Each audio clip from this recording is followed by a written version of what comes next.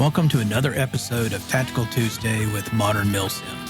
Through this podcast, we will bring you real-world tactics, techniques, and procedures that will enable you to succeed on the Milsim battlefield. It's time to make ready.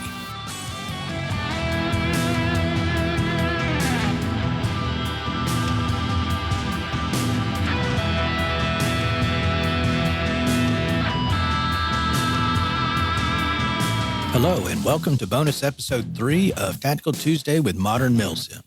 I am your host, Craig White. As always, thank you for being here. Now, today we're going to discuss tactical gear and how it can improve your performance on the Milsim battlefield. Be aware that although I may discuss various manufacturers of tactical gear in this episode, I will not be promoting any particular item to purchase. Instead, I intend to discuss particular types of gear and leave it to you, the listener, to decide on what particular item you want to purchase. Although tactical gear is used generally in airsoft, Milsim is a different kind of animal that generally uses tactical gear differently than most other forms of airsoft. Unlike airsoft pickup games that typically run an hour or so, most Milsim event evolutions take place over the course of several hours. Some Milsim operations are continuous operations that can go 24 hours or longer. As such, you will often need items on your person that you would otherwise not need. Also, please be advised that this episode addresses gear that typically should be used by riflemen, designated marksmen, snipers, and the like. Support weapon gunners will likely need a much different setup. I will likely address support weapon load-bearing gear in a future episode of this podcast. So with that in mind, let's get to it. First, let's talk about the attachment options that pertain to load-bearing tactical gear. Some types of load-bearing gear will have pouches permanently sewn into them.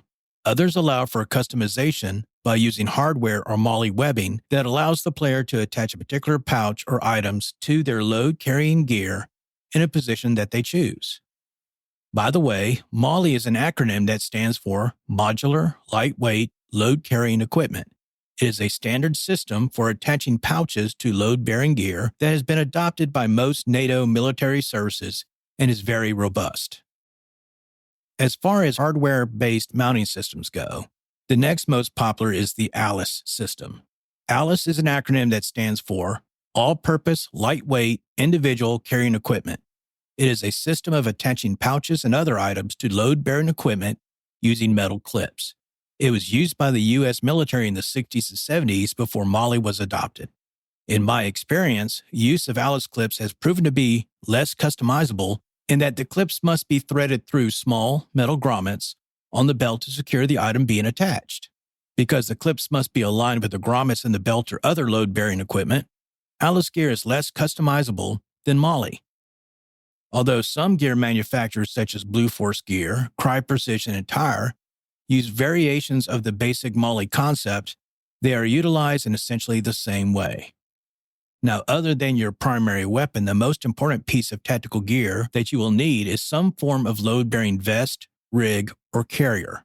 As indicated early in this episode, you will need the capacity to carry items you will need on the battlefield in a Milsim event that typically are not needed in shorter events. These load-bearing gear typically come in 3 flavors.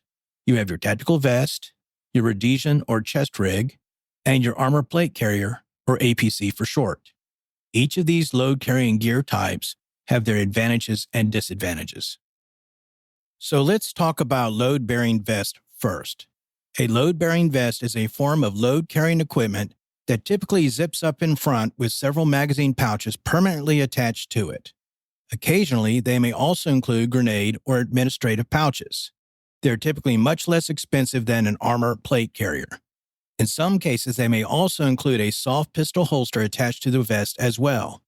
Unlike Rhodesian or chest rigs and APCs, tactical vests have a limited single magazine pouches, typically 3 or 4 that are restricted to either rifle or pistol magazines that cannot be replaced by other types of pouches. They typically also do not have pouches for radios or other items that you may need in the field. As such, they usually cannot be customized very well to adjust to individual player style of play. Although a tactical vest presents limited options to customize it, it is more cost-effective for newer players that are just getting introduced to Milsim. Players just need to recognize that at some point they will likely want to move on to a chest rig or APC that will provide them with the ability to customize the layout of it. In contrast to a load-bearing vest, a Rhodesian or chest rig represents the minimalist version of load-bearing gear. It typically covers some part of the front of the user's body with shoulder straps to keep it in place. There is no back panel usable for mounting pouches. The front panel typically consists of several sewn-in magazine pouches and possibly MOLLE webbing on the front that can be used to mount other pouches, such as radio pouches or administrative pouches. Some chest rigs also allow you to add a front panel with additional MOLLE webbing and/or a built-in chest panel. A chest rig is an option for players where quick movement or stealth is a requirement. It allows more freedom of movement than a vest or APC, but limits how much gear the player can carry. It is typically used by bolt-action snipers or scouts. That being said, it is still a viable option for riflemen that want to travel light. And then finally, we have the armor plate carrier, also known as the APC. There are too many APC manufacturers to list by name. Typically, APCs consist of a front and back armor plate bags connected together at the top by shoulder straps. They are also typically connected together at the sides by a cummerbund that surrounds the player's torso. Both the cummerbund and the plate bags are typically covered in MOLLE webbing for the attachment of pouches in whatever configuration that the player desires. Depending on the manufacturer, some APCs have a kangaroo pouch with a magazine insert that allows you to carry 3 to 4 magazines. Others are slick with only MOLLE webbing on the front with no kangaroo pouch. Unlike rigs and load-bearing vests, APCs are kept rigid by simulated or real armor plates.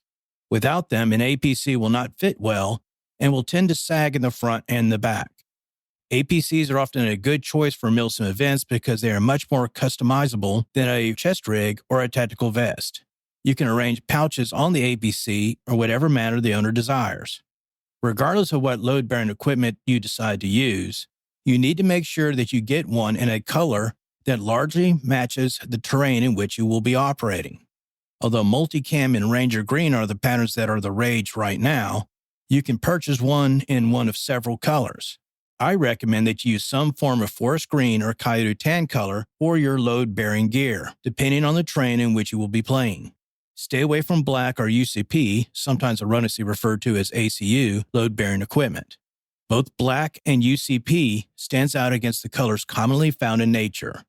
All of us have experience observing players in black gear attempting to hide behind trees. It stands out. This is commonly referred to as tree cancer. Typically, you will see enemy in black gear first if you're not also dressed in black. Now, often a Milsim player will add a Battlebelt to his or her loadout. A Battlebelt is a padded belt that fits over your standard belt. The outside of the belt contains MOLLE webbing, which allows the player to attach magazine pouches, pistol holsters, radios, and similar gear to it. A battle belt can increase the real estate available to you, but be careful. Too much gear will slow you down and likely make you less effective on the Milsim battlefield. Now, when it comes to customizing and arranging your load-bearing equipment, it is important to focus on functionality as opposed to other considerations such as attempting to copy the arrangement of pouches that you see in photos of soldiers or operators that you can find in a book or on the internet. Your loadout should be customized so that you can quickly and efficiently reach and employ critical gear when you need it. Magazine pouches should be arranged so that you can quickly extract the magazine from its pouch and reload your weapon quickly. Make sure there is nothing on your vest, rig, or APC that will obstruct drawing the magazine out of its pouch.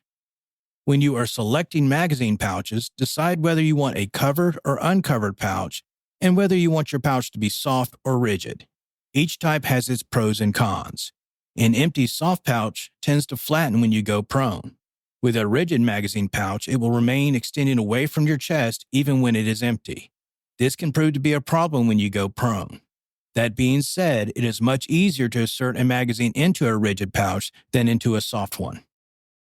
If you are worried about dirt fouling your magazine or you want to protect them from the elements, consider purchasing a covered pouch. That being said, I would recommend that you insert your primary reload magazine in an open pouch where the flap will not interfere with a reload under pressure. You don't want to be fumbling with the magazine pouch cover when you must reload in a hurry. Similarly, magazine pouch selection is also dependent on where you position them. If you're positioning your magazine pouches on the front of your APC, vest, or rig, they may hinder your ability to go completely prone, especially if you're using rigid pouches that contain 2 magazines. Whether you select a rigid magazine pouch or a soft one depends on whether you want to reinsert empty magazines back into the pouch once they are empty.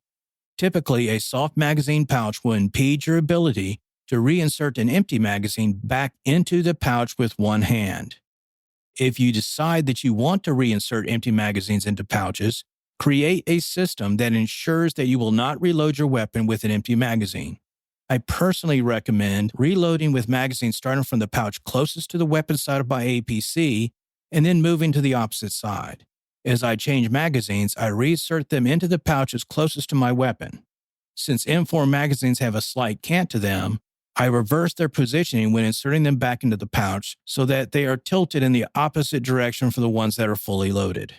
Similarly, radio pouches should be within easy reach in case you need to change frequencies or the volume on your radio. Since most MILSIM organizers limit magazines to mid-cap magazines, you will go through magazines in a hurry during a firefight. For that reason, you will also want your magazine reloader to be readily available. Also, a word about magazine loaders. You want to find one that allows you to quickly reload magazines in the field. Magazine loaders with a hand crank that feeds several BBs at a time, such as the Odin, are preferred. Such a reloader will allow you to reload your magazines more quickly and get you back into the fight as soon as possible without much fumbling to get them to function properly. If you carry many hand grenades, consider purchasing individual grenade pouches or a dangler pouch to contain them. As with magazine pouches, you want at least 2 of your grenade pouches to be readily accessible. I typically use a dangler pouch that hangs below the shingle of my APC to hold grenades where I can reach them fairly easily. If I am using individual grenade pouches, I place them side by side on the weak side of my APC and just behind my magazine pouches. When purchasing pouches, your primary focus should be on the magazine pouches for your primary weapon. The minimum number of magazines you should take into the field should be 4, 1 in the gun and 3 in single magazine pouches on your gear. If you expect heavy contact, consider using double magazine pouches, 1 in the gun and 6 in pouches.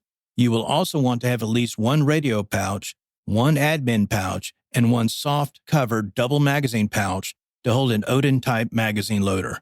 This is your basic loadout. If you have the funds, also consider purchasing a dump pouch. A dump pouch hangs down from your belt on your weak side. Its name states its function.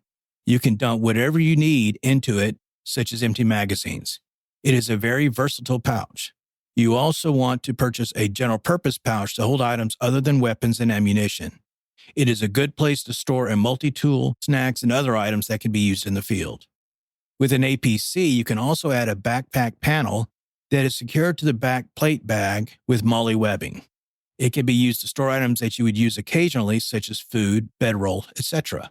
You can also use it to carry your air tank if you use weapons that are HPA powered.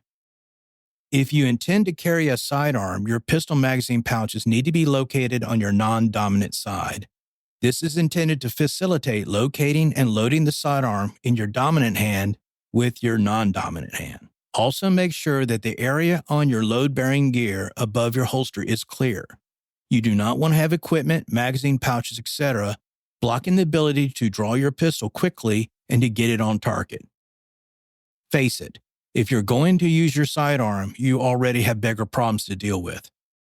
Don't slow down your draw because it's obstructed by equipment that is located above your holster. Now, once you've arranged the pouches on your load-bearing equipment before you actually field it, you need to test it to make sure that you can get to all critical equipment without faltering. Make sure that nothing on your gear prevents you from removing equipment from a pouch.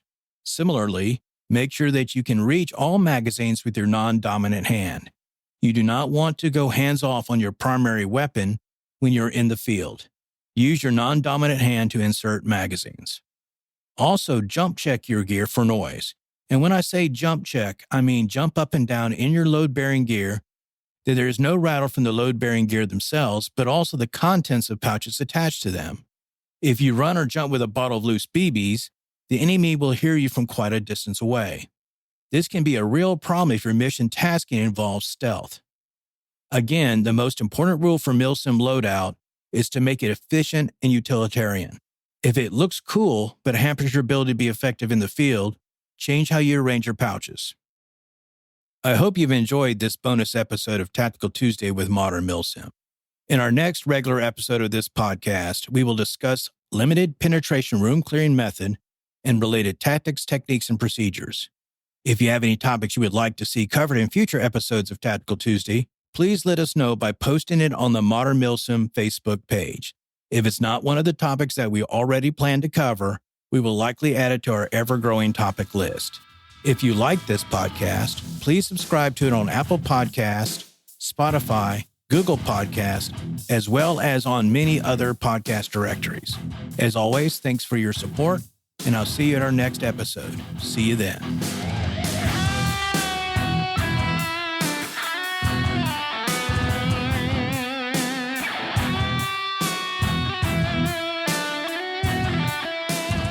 To our listeners out there, thank you for tuning in, and I look forward to providing you with new episodes every 2 weeks.